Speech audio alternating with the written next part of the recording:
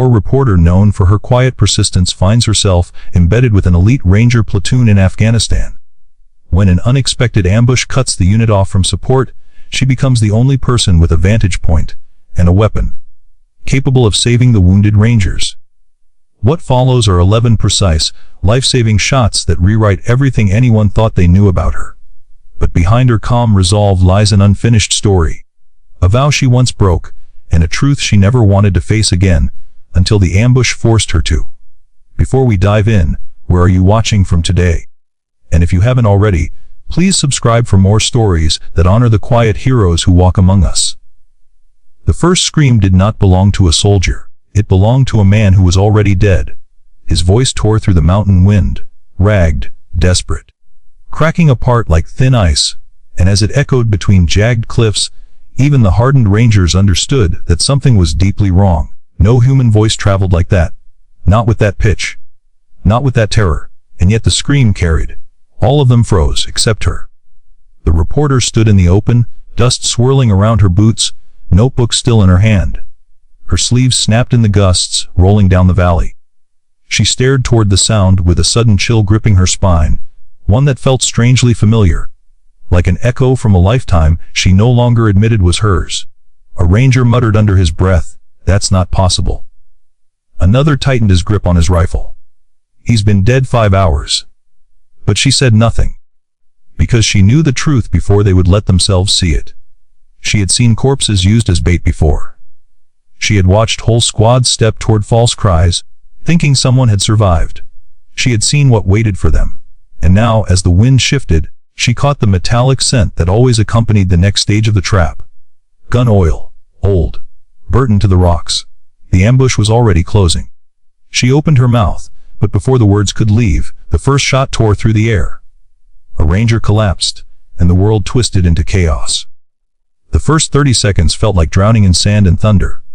Dust clouds rose, bullets cracked against stone, and the elite platoon, men she had followed for 2 weeks, instinctively formed a defensive line.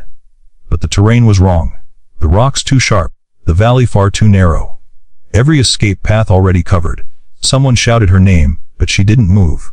She stood in the center of the chaos, strangely still. Everyone assumed she was frozen in fear. No one knew that she was remembering something she had promised herself she would never remember again. In the smoke and disorder, her eyes didn't flicker with panic. They sharpened, focused, measured distances, calculated elevations, tracked shadows. A ranger grabbed her shoulder and dragged her behind a half-collapsed outcropping. "Stay down, ma'am. Don't move unless..." He never finished. A bullet punched into the stone near his face and he ducked instinctively. The platoon leader yelled, "We're pinned. Eyes on High Ridge, northwest. They've got angles on every..." The rest of his sentence vanished under another gunshot. Blood splashed across the dust. He fell. And suddenly, command was gone. Fear expanded inside the group like a slow rising flood. Not panic, these were rangers, but fear, the quiet kind. The kind they didn't show one another because there was no time for it. The reporter looked at the lieutenant's still body. Another man she could not save. For a moment, grief cracked something inside her, something left over from a decade earlier. Then the world narrowed the angles, the rocks, the screams. Everything aligned in her mind with frightening clarity. Her past surged back to her with the precision of a scope sliding into focus. Before she became the woman known only by her byline. Before the awards, before the foreign press credentials, before she traded a rifle for a camera, her world had been defined by a different uniform. She had once worn the olive green of the army herself, long before she learned to hide the truth under layers of silence and sand. She had joined at 19. Too young, too angry, and too eager to prove she was not as breakable as the world insisted. Her older brother had been the golden one, the family's pride, the decorated infantryman with the easy smile and impossible courage. She followed him into the service partly out of admiration, partly out of defiance. But everything changed on the day his patrol got caught in crossfire in Corangel Ridge. He died with 7 others. And she lived with the regret of not being there. In the months that followed, she volunteered for every risky assignment she could. Recon support, long-range overwatch, joint operations where the mountains were cold enough to blister bone.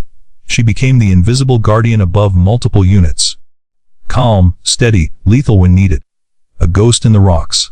Her SEAL once told her, "Your silence is louder than everyone else's certainty." But the day she took the shot that saved a squad of Marines, she saw a child standing behind the target. A boy no older than 10. Staring at her through the crosshairs she hadn't known were pointed at him.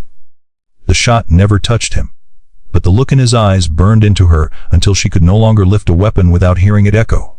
So she left, walked away, traded her rifle for a pen, traded missions for memorials, and she vowed she would never take another shot again. Now, as the Rangers bled into the dust around her, that vow trembled like a whisper held too long in a storm. The sergeant, now the highest-ranking man alive, crawled to her, face streaked with dirt and sweat. "We're boxed in," he said. "No comms. No overwatch. We can't even see where half the fire's coming from. They planned this. They're tightening the noose, and we're outgunned." She glanced toward the ridge. She had already counted 4 firing positions. Maybe 5. Shifting patterns suggested at least a dozen total shooters.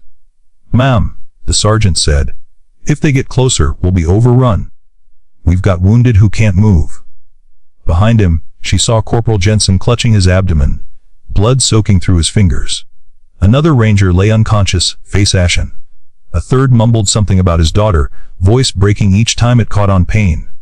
Her stomach twisted. These were not just soldiers.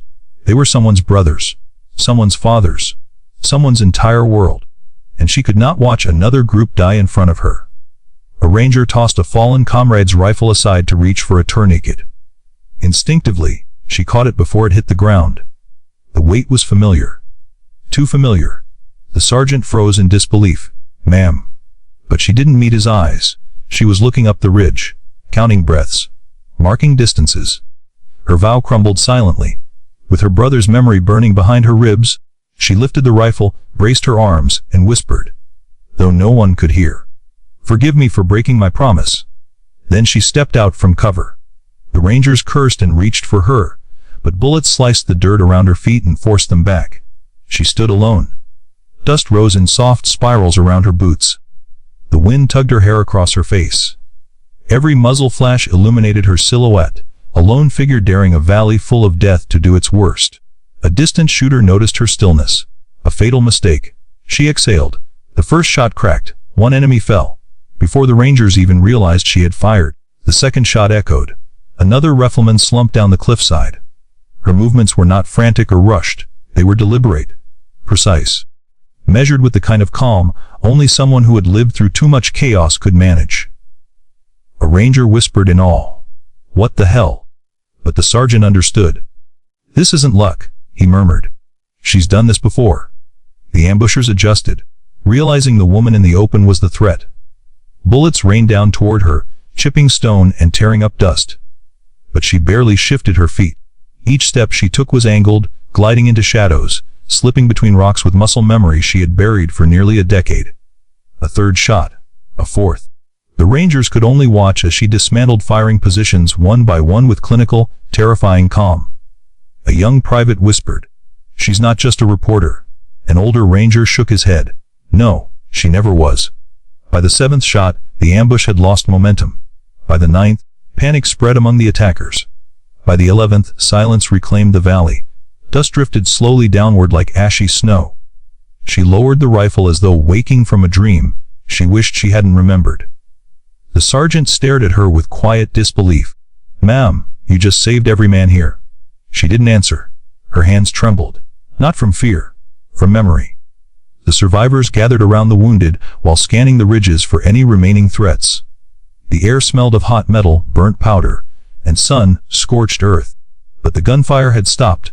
The enemy was gone. She crouched beside Jensen, whose breath came in shallow, rasping waves. His fingers tugged weakly at her sleeve. "You're not really a reporter, are you?" Her throat tightened. She wished she had the kind of answers that made sense. Before she could speak, another Ranger placed a hand on her shoulder, not in restraint, in gratitude. But gratitude felt heavier than any rifle she had ever carried. The sergeant finally said what no one else could articulate. "Why didn't you tell us?" She kept her eyes on the mountains. "I didn't come here to fight," she whispered. The sergeant nodded slowly. "But you did. Helicopters arrived long after the echoes faded. Dust whipped through the air as medics rushed the wounded aboard. Officers barked orders, clipped and stern, demanding reports from the surviving Rangers. When they reached her, their tone shifted instantly. Not with gratitude, with suspicion. Who authorized you to engage? Why did you have control of a service weapon? Reporters are prohibited from. The sergeant stepped forward, jaw tight. She saved all of us. The officers ignored him. They closed in around her, forming a ring of authority and bureaucratic irritation. They questioned her training, her decisions, her motives. The Rangers looked on, stunned silent by the disrespect. But the officers continued. What exactly is your background, ma'am? How did you acquire that level of accuracy? You will be investigated. A young lieutenant, barely older than the private she had just saved, spoke sharply at her. His voice cut with the arrogance of someone who had never felt a bullet pass close enough to change the taste of the air. The reporter let them speak. She said nothing. Her silence infuriated the officers. One of them leaned forward. You jeopardized an entire operation by inserting yourself where you didn't belong. The sergeant clenched his fists, ready to explode. A wounded Ranger raised his head from the stretcher and croaked, You weren't there. She was. The officers pretended not to hear. She remained still, letting their indignation wash over her like cold rain. She had been judged by men like this before. Men who needed her skill but disapproved of her existence. A quote formed in her mind, one she had once heard from a mentor long gone. Some battles are won by noise. Others by the quiet ones who feel no need to announce the weight they carry. She didn't say it aloud. But the sergeant saw something in her expression, a quiet strength, a sorrow-filled resolve, a dignity that made the officers seem small by comparison. Another Ranger limped closer, placing a hand on her back. You kept us alive. That's the only report that matters. She finally looked at the officers. Her voice was soft, almost gentle. Men were dying. I did what I could. Her words should have been unassailable. But the lieutenant scoffed. That's not your job. And then, a single sentence changed everything. A voice rose behind them, shaky yet full of awe. If she hadn't acted, you'd be shipping home flag-draped coffins. Jensen. Pale, weak, but furious. His words rolled over the officers like a wave. Then another Ranger added, She's the only reason we're alive. Then another. She stepped in when command was gone. Then another, louder. She earned her place here. And slowly, every conscious Ranger nodded. The officers had nothing left to say. That night, back at the forward operating base, word spread faster than official reports ever could. Rangers, Marines, and even medics approached her with muted thanks. No speeches, no applause. Just quiet, solemn gestures of respect. But the most powerful moment came just after sunset. A group of Rangers formed a line along the walkway outside the medical tent. Not because they were ordered. Not because they wanted recognition. But because honor demanded it. When she stepped out into the warm Afghan night, she stopped dead in her tracks. Dozens of Rangers stood in silence, not saluting. She wasn't an officer. Not clapping. This wasn't a ceremony. They stood at attention. For her. For the 11 perfect shots. For the lives she saved. For the vow she broke to keep others breathing. A space opened in the line, and the sergeant stepped forward. He placed her old rifle, cleaned, polished, and unloaded, into her hands. We thought you should have this, he said quietly. Not as a weapon. As a reminder. She looked down at it, heart twisting. I didn't want to pick it up again.